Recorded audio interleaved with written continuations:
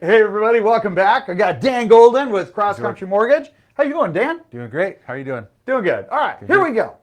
Dan came up with this fabulous idea that we should do a video for you because, you see, here's the problem.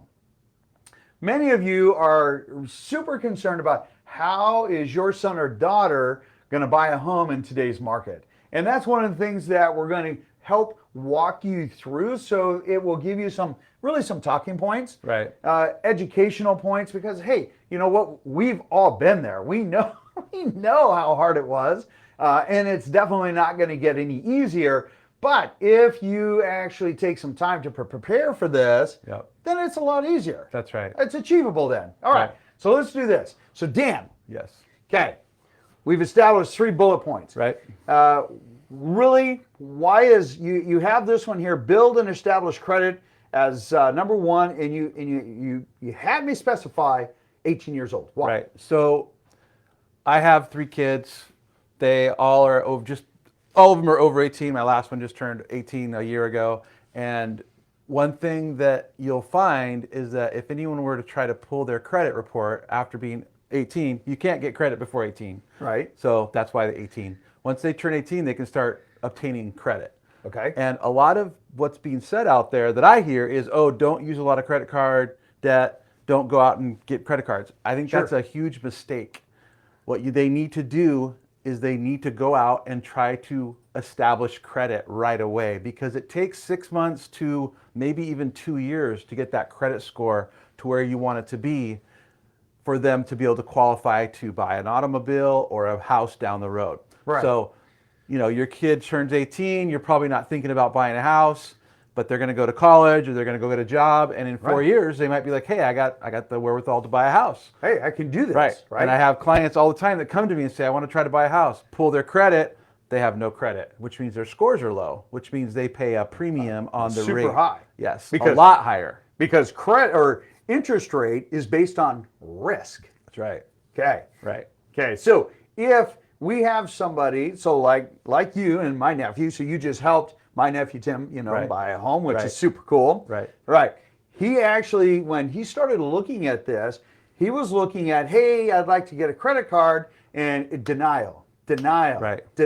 What are the alternatives? Because these guys are going to say, hey, look, they keep getting denied. What are their options? Right. So they're going to go out and try to get a credit card. That's the first step, is I would try to just attempt to go get like a store credit card or a gas credit card. Okay. That's step 1. They're probably going to get denied, which is okay.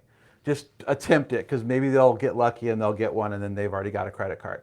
If they can't get a credit card or a store card or gas card, then there's some alternatives. There's a secured credit card that you can obtain, and you can just Google secured credit card and a bunch will come up. They're expensive. I'll just put that out there right now, but it's worth it. You'll probably pay like a $50 fee to do it. You have to write a check for, say, $500, send it to this company, and that is your credit line. Almost like a prepaid credit card. A prepaid credit card. And then the next step to that, they have to charge on it. So they have to use it. They have to use it and pay the monthly payment. Don't pay it off every month. See, now that's super important, because a lot of people, they charge something, I got to pay it off, I got to pay it off. Yep. And that is financial blackmail, because they want you to manage it. Right. So it's going to cost you a little bit of money to do this. You're going to be like, and it's probably going to be like a 20 or 25% interest rate. It's going to be ugly. So $500, bite the bullet, pay the interest for 6 months. As soon as you get, if you go out and charge and go buy, some clothes or something, or buy groceries or gas, and you put like $300 or $400 in that credit card and make payments of $10 or $20 a month for 6 months, you will then most likely be able to go get a normal credit card or a store card. Because you'll have a credit score. Because you'll have a score and a payment history. That's what you want to do. So, it's perfect. This is really perfect for gas. They could use this as their gas card.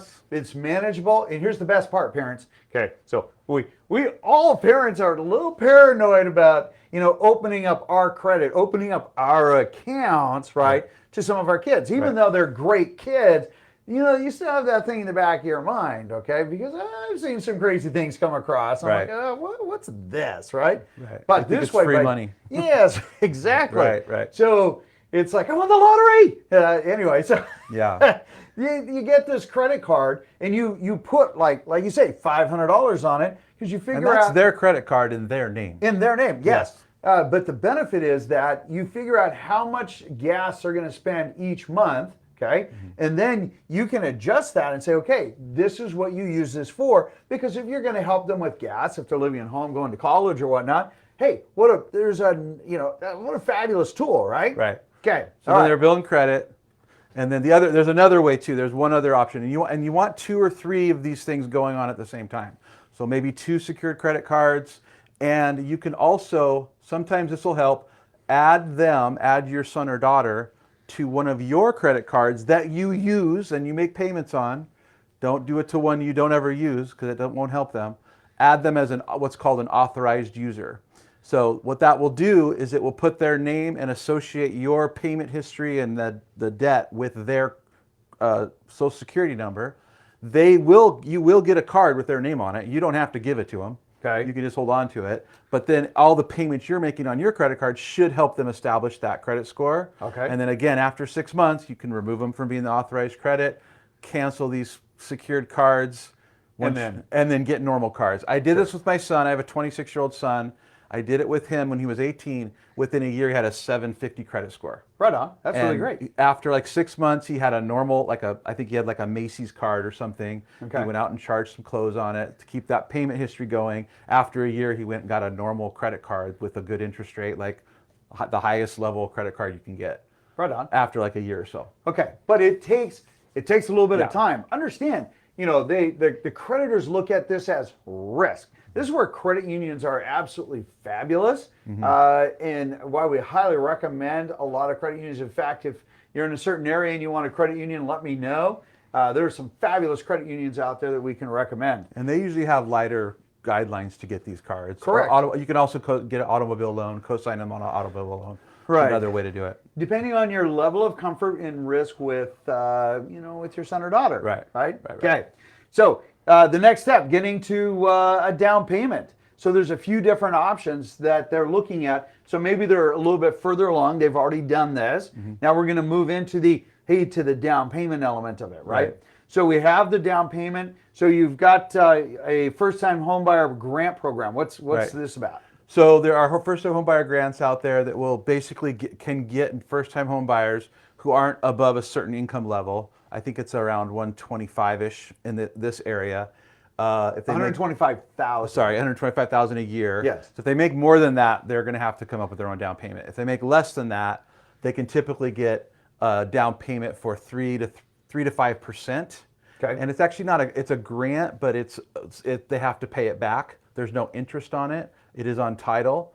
They do have to pay it back. So it's not necessarily free money. It's kind of like borrowed for zero interest free money.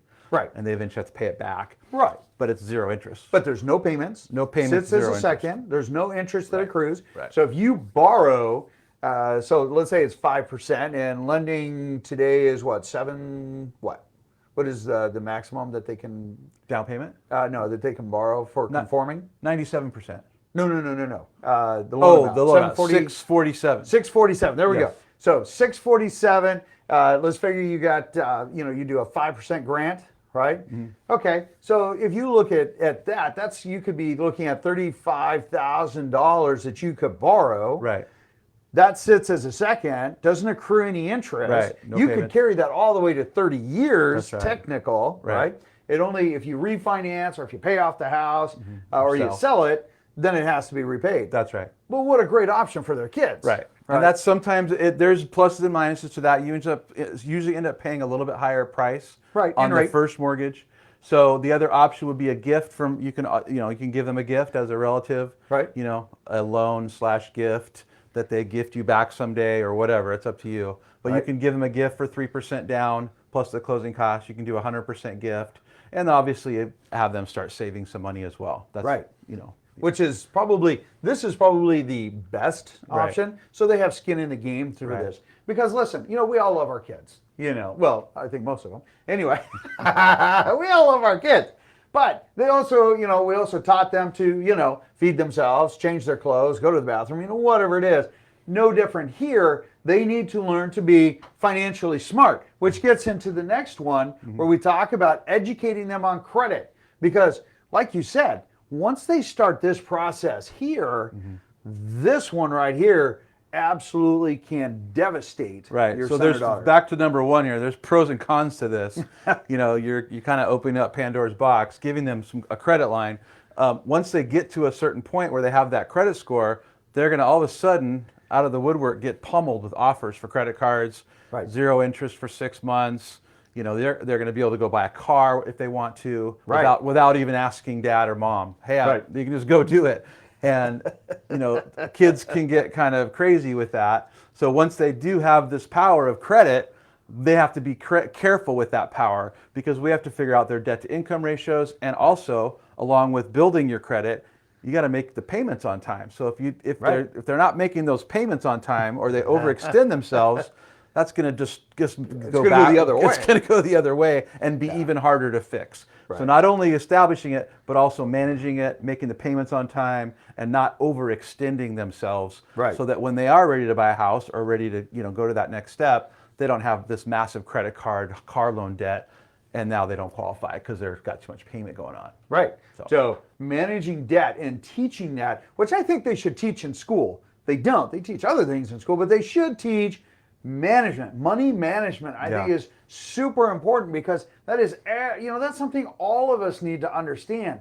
And, to understand the concept of, earning versus spending versus debt and collateralization. That is such a super important conversation you must have with your son or daughter, especially if their ultimate goal is to buy a home. Now, sure, you could go out and buy your son or daughter everything and anything at any time that they want, but they're not going to learn. They will not appreciate what they have. This gives them skin in the game. Plus, it gives you the assurance in the future that, hey, I have given my son or daughter all the tools they need to move forward. Now, it is their decision at that point. Okay, they get to put on the big boy pants and make their decisions, right? Would you agree with that? Yes. All right.